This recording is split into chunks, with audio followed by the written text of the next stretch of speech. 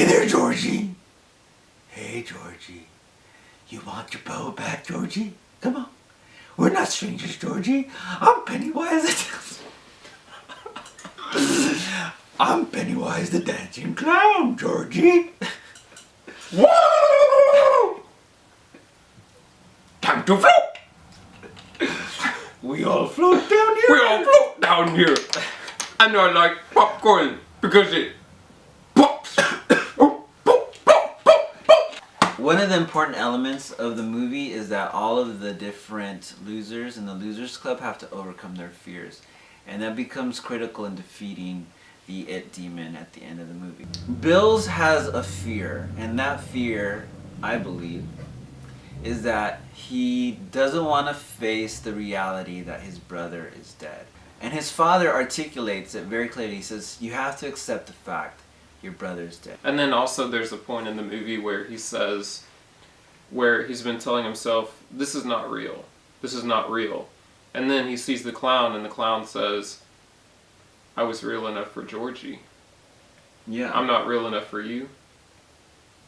And so that confirms that his fear is he's having to deal with reality, and he doesn't want to deal with reality. He wants to believe something that's not reality. So let's talk about Ben. Ben's fear is for Beverly to find out that he has all these fond emotions for her. When it appears to him, he's like, hey, you, egg boy. Yeah, kind of Right? like the other bullies. He's like he's afraid of bullies. Yeah. But his most intense fear, his fear of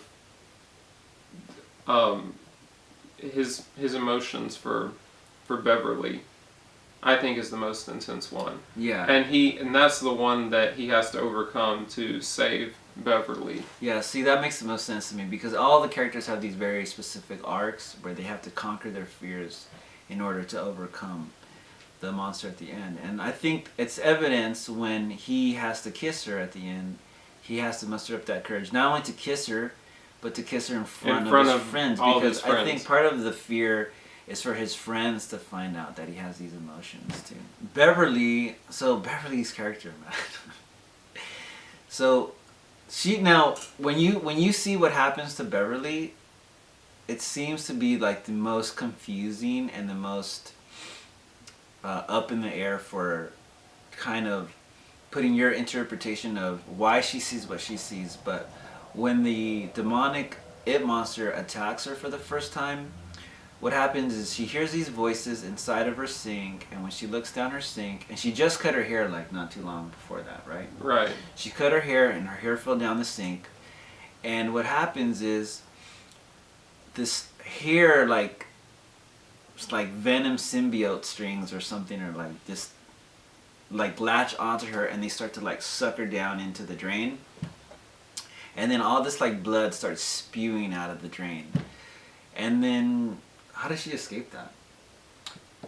She just breaks free. Yeah, so what's interesting about her character is, one, I'm not sure if she's just starting to have her period, but when she encounters the boys inside of the pharmacy, she is buying some tampons for herself. And so of course she doesn't want the boys to see what she's buying, but she has some very specific problems with her father, where it seems that either she is afraid of being abused sexually by her father, or she has been. She has been. Yeah. Well, see, and I'm not sure. Yeah. I would say that's she has been is my interpretation. Well, I would say that's probably a very good interpretation. Well, he's like, still, are you still? He's always asking her that. Are you still Daddy's girl? Daddy's girl. Yeah. Right. So if she's still, then. Right. So this is what's interesting about the blood in the hair. So they can be. Of course, there's symbols of sexuality, right? One, it could be her period, or it could be like, when girls first have sex. Of the hymen breaking, right? That kind of blood. So it's the blood that comes out and spews all over her, and then she's scared of that. It could be those two things. One of those two things, or both of those things. Yeah, so the monster doesn't seem to be able to affect her at the very end of the movie because she's already faced her fears. So he has to put her in some sort of dream state where he can somehow gain something from her. And that's also unclear exactly if she's in a bad dream state, or it's never really explained what is happening with her. It seems like he puts her in the trance because she's not afraid. That's how I understood it. Right, but how could he do that if she wasn't afraid? Well, because he's magic. Because he's Pennywise the Dancing Clown! Yes, exactly. It was a really fun movie to watch. I don't think it's a movie that you should take young children to. I mean, it is rated R. There's tons of cussing, profanity, vulgarity. But if you don't like horror movies, I think this might be okay for you. If you can take kind of intense thrillers, I think so. Yeah.